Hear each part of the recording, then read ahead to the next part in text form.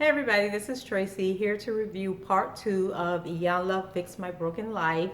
And if you recall, this two-part segment of Iyanla Fix My Life is on Dwight and Thalicia Henry and their two daughters, Avante, who's 22, and Lakeisha, who is 17. Dwight has cheated on Thalicia and had a baby outside of their marriage, and he's also battling with alcohol and drug addiction.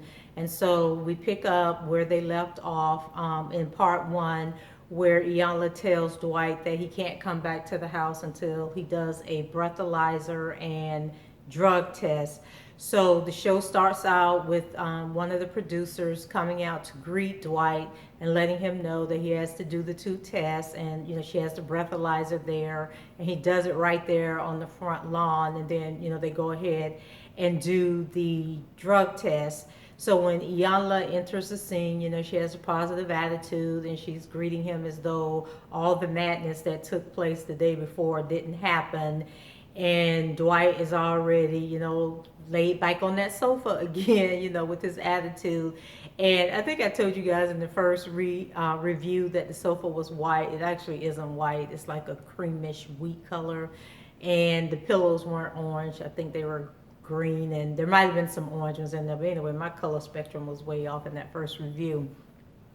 So Iyanla wants to talk about the day before, and his negative body language takes over again, and you can just tell that he has his guard up and he's not really ready to fully expose himself and just be naked and bare to what's going on, which is the only way that they're going to get to the healing process.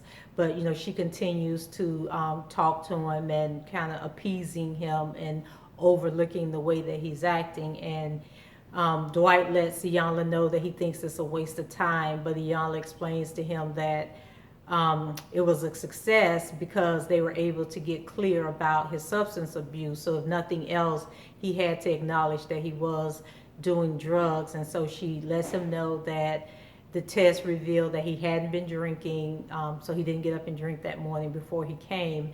However, there was marijuana and cocaine detected in his system. So he's obviously using the drugs as like a coping mechanism to be able to deal with reality. And so Iyanla offers to send him to a drug rehab and says that they are willing to pay for it. But then Dwight says that he can't afford to take time away from his family, that even though the drug rehab is free, he can't take money away from the family. So he's not sure he would be able to go. And Iyanla's like, okay, but you can take money from the family to buy drugs and alcohol, but you can't take money from the family to go get help to to cure that, which is in the long run going to help your family. And so she uses the analogy of, if she was a surgeon and a patient came in who had suffered from a gunshot wound, her first thing would be to analyze the wound and see if it's damaged any of the vital organs. And she lets him know that his drug use and alcohol abuse and all of that is damaging the vital organs of his family, and that his relationship with his kids are in critical condition, and that his marriage is on life support. And I think it kind of sinks in, because then he mumbles about well, that part of my life is over, which is easy to say in theory, but he needs to understand that he needs some professional help, and that he's not going to be able to kick his addiction and bring his family back together on his own. So Iyanla, she takes this opportunity to once again ask him, what's going on. And so if you recall in the first part, when she asked that question, he went back to 1997 and started talking about the mom had scammed his wife, and that's what started the problems. So in this episode, we go to 2006, so we are getting closer, to 2016 with this. But he basically says that he had a cousin that he was very close with, and the cousin passed away, and it was really hard for him to deal with, and he didn't feel like he had any support because he had just spent the last 7 years dealing with the infidelity in his marriage, where he cheated and bore a son from that relationship.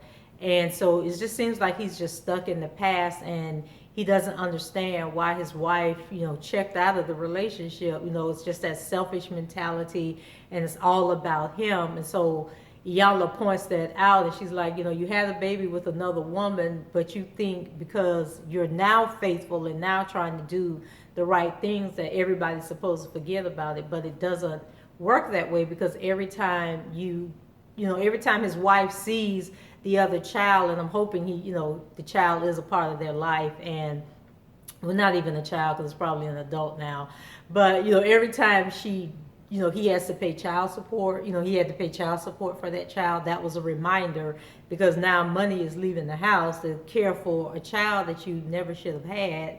And, I'm sure they spend time with the boy and everything. So he doesn't understand. And then it got me to thinking, like, did he ever even apologize to his wife? Or was it basically, I cheated, I have a child, now deal with it? And so I can't remember if Iyanla ever asked him that question, but that was the one thing that was plaguing my mind. Like, did you even have the decency to apologize for what you did?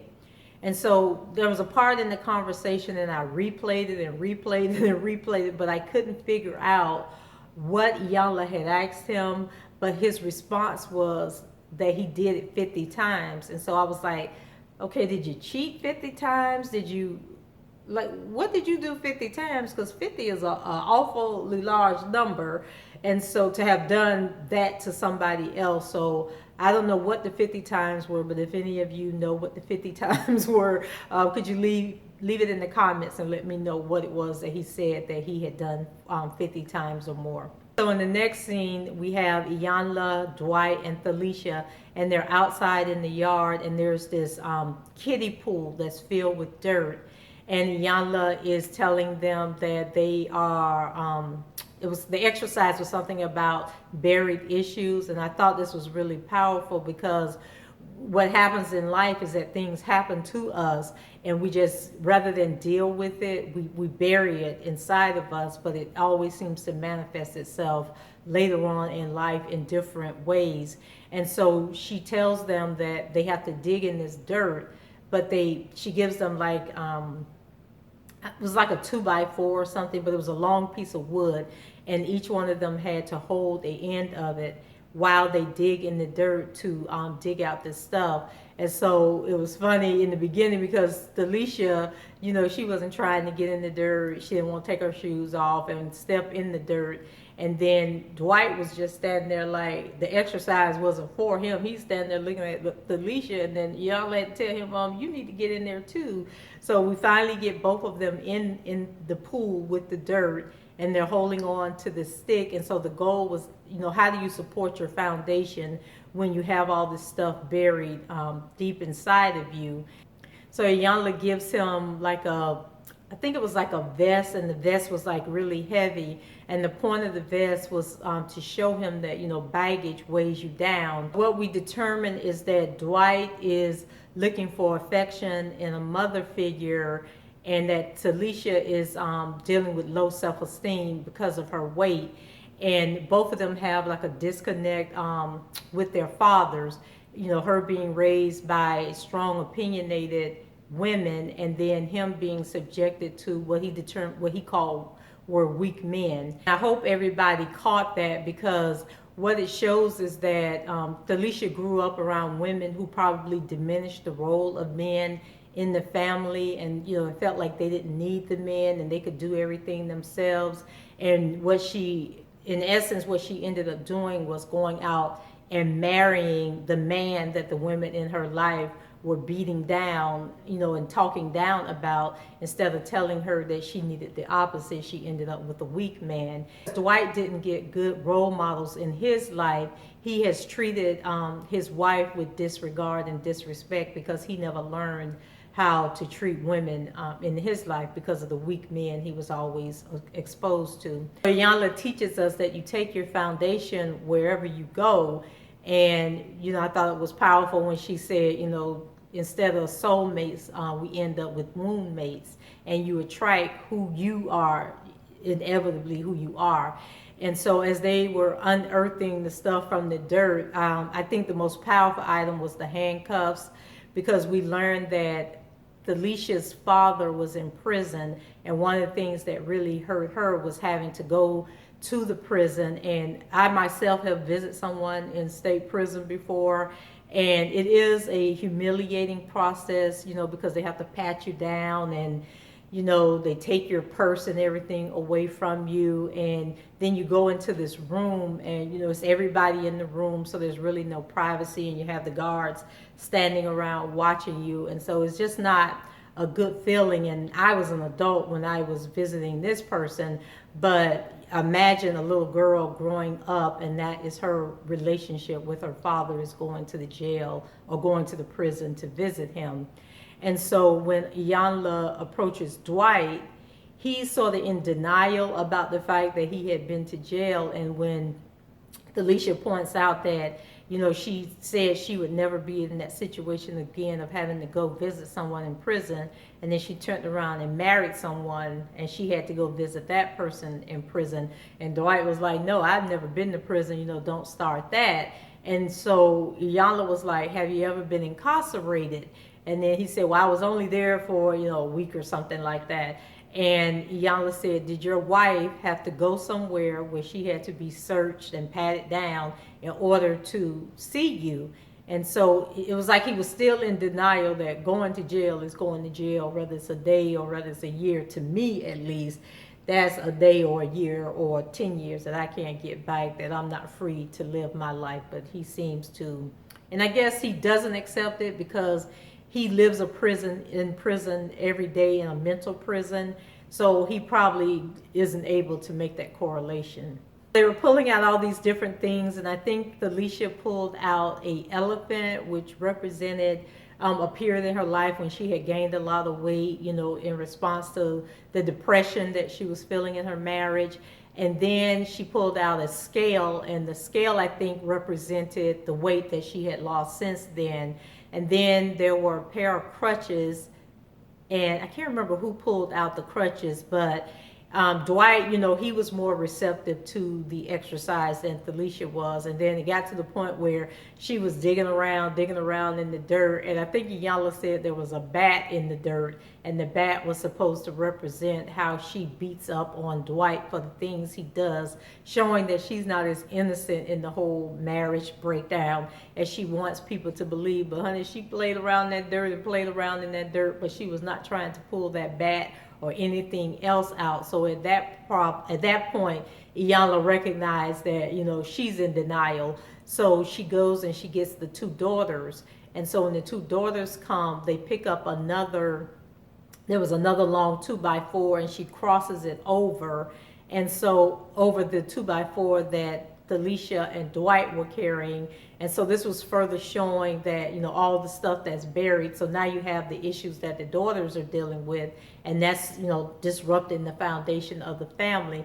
And at one point, Dwight was, I think he had turned the sticker loose or something, and he had gotten out of the pool, and he was just watching them struggle. And I was just like, dude, are you serious? Like, this is your family. And so you just standing back and watching the whole family break down. But I guess it was true to the whole situation that they were in, that he had like kind of removed himself from the situation and left them to deal with the damage and try to hold the family together without him.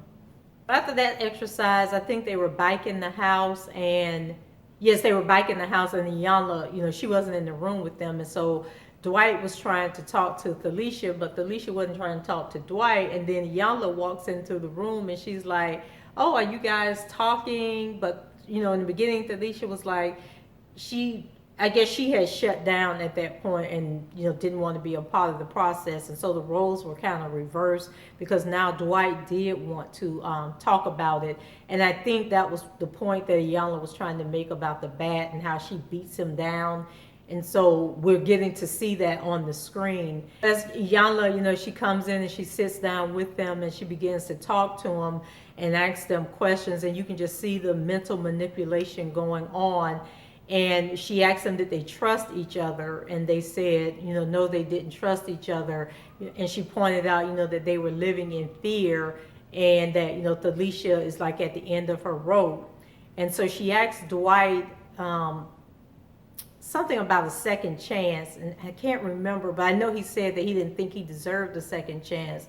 And in my mind, as long as you're married and you claim to love each other and you want things to work out, you can always ask for another chance. I think that's an option that's always on the table, but you have to be willing to work for it. You just can't say, give me another chance, and then continue to do the stuff that you're doing, which happens a lot in relationships. But if you're sincere about it and you're willing to work for it, you can ask for as many chances as you want to, as long as you're both still there and you're both somewhat committed to working out the relationship. And Iyanla introduces the fact that she has offered to send Dwight to rehab, and I thought that was a good start, that he finally did agree to go. There was a point in the conversation where Talisha was talking to Dwight, and I think it was after, Iyanla talked about him going to rehab, where she mentioned about the 17-year-old daughter, and she said that she was giving herself to any guy that would pay attention to her. So I know she was implying that 17-year-old was, she's now sexually active, and she's using sex and the attention of boys to as a coping mechanism. So now Iyanla, she introduces another player in the game. She's good for that. So we finally get to meet Dwight's mom, and so she comes in, and she seems like a really sweet lady. And so, we're all interested in hearing, about this money scam that Dwight said took place in 1997, and hear what her side of the story is. Before we get to that, how throughout the show they'll put up the person's name and something about them. But I swear they went to Dwight and it said Dwight, 42-year-old construction worker and father of 4. So where did this 4th child come from? Because we know about Ivante, we know about Lakeisha, which is him and Talisha's 2 children, and then we know he has a son from an extramarital affair that took place back in 1997. So was that an error on Iyanla's side, or does he have a 4th child that wasn't discussed during the show, which is possible if that person didn't want to be a part of the show? But I caught that, Iyanla, and it did not escape me. So back to Dwight's mom. And she's saying how, she loves her family, and she talks about how she's not always invited to be with them on Christmas Day. And I was like, oh, that's sad, because no matter how mad you are with your mama, you don't want your mama to be alone on the holidays. So how can you be, uninvite your mom to be with the family on Christmas? And you're like, what's the relationship between her and the grandkids if the parents are treating her this way? So what we find out is that the mother used, I don't know if she got a credit card in Talisha's name or she borrowed one of Talisha's credit cards, but she ran the credit card up, and then she never paid Talisha back for the charges on the credit card. And to top it off, she never apologized for putting them in a financial bind, and making them now have to pay off this credit card. And I thought that showed, so Dwight has been carrying that for, 19 years, and all because his mom didn't apologize. Not so much that she used the credit card, but she didn't apologize for sticking Talisha with the expenses. And I think, so many family grievances, because people won't apologize. I'm thinking it is 2 words: I'm sorry. If you know you did somebody wrong, if you know your actions hurt somebody, just say, I'm sorry. And I would be the first one to admit that I'm sorry doesn't come out of my mouth that often, but it doesn't come out of my mouth that often because I don't go around purposely hurting people. But if I know that my actions were wrong and I hurt you, I will apologize. And it's really not that hard to do. And it definitely is not going to kill you to tell somebody that you're sorry. So then Dwight, he's still holding on to that anger, and Iyanla, she jokes and says, your mama came to to deal with this mess, she left her soap operas because she wanted to be here and wanted to help you, you know. So the least thing you can do is be a part of the conversation and hear what she has to say. And so Iyanla told the mother that Dwight had agreed to go to rehab. And the mom said, you know, something like, "Thank you, Jesus," or, you know, "It's about time," or something like that. So Dwight immediately became defensive and took that as a negative, and that she wasn't happy that he was going to rehab. And I'm thinking, you know, that's like a passive aggressive mood where people, you know, instead of feeling good about the fact that he has made the decision to go to rehab and it doesn't matter what anybody else thinks, he immediately wants to pounce on the fact of what the mother, you know, she didn't respond the way he wanted her to, and she didn't use the exact words. And in the mother's mind, she's like, "Well, I am happy for you, and I was trying to." And then Iyanla was like, "You know, let's not even go there right now." And so, and she made some comment like, you know, the kryptonite to a man's soul is disappointing his mother. And I have to think about that, because a lot of men disappoint their mothers and they don't seem to have a problem with doing it. So maybe in Dwight's case, you know, disappointing his mom was an issue, but a lot of men it's not an issue. So then next we have everybody together. They brought the girls in. And so Lakeisha, the youngest one, you know, she starts it off, and I know that she can talk to her dad and tell her dad how she feels, but she has no words for Miss Alicia. So I think that there's something going on with Alicia and the daughter that's not being revealed on the show, because when it came to Alicia, she was just stone-faced, no emotions, like kind of didn't even want to look at her. But when it came to Dwight, you know, you can tell that she loves her dad. She's a daddy's girl. And, you know, she was able to tell him, you know, "You hurt me, and I don't like it when you do this or when you do that. And, you know, this is how I feel, you know, when you exhibit these behaviors." But she like flat out refused to address Alicia and what she wanted to say to her. And so it moved on to Avante. And she basically tells her mother that, you know, she was hurt because she felt that she never protected her. And I thought it was interesting when she was saying how when Felicia and Dwight were doing good, Felicia had no use for her. But when they were doing bad, then she was the shoulder to cry on.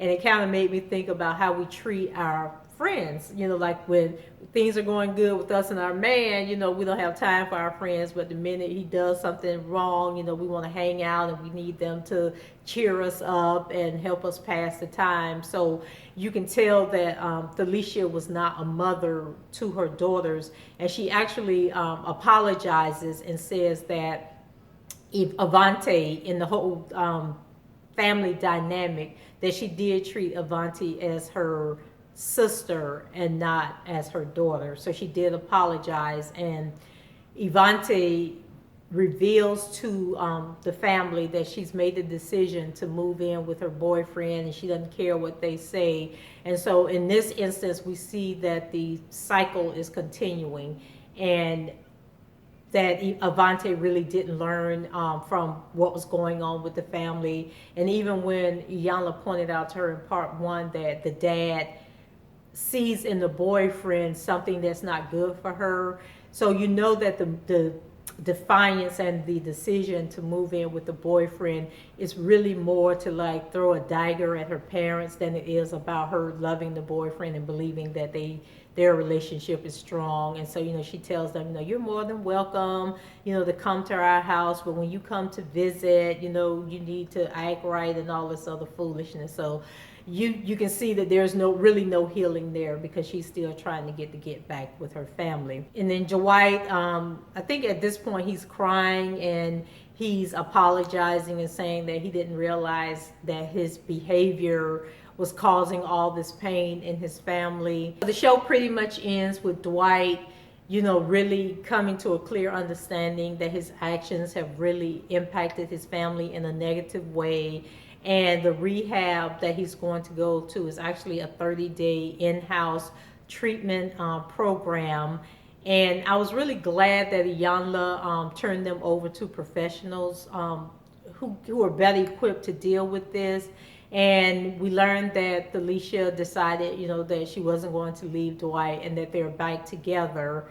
And, because I think it's easier to stay with the demon than to go out into the world and maybe face a demon that you don't know.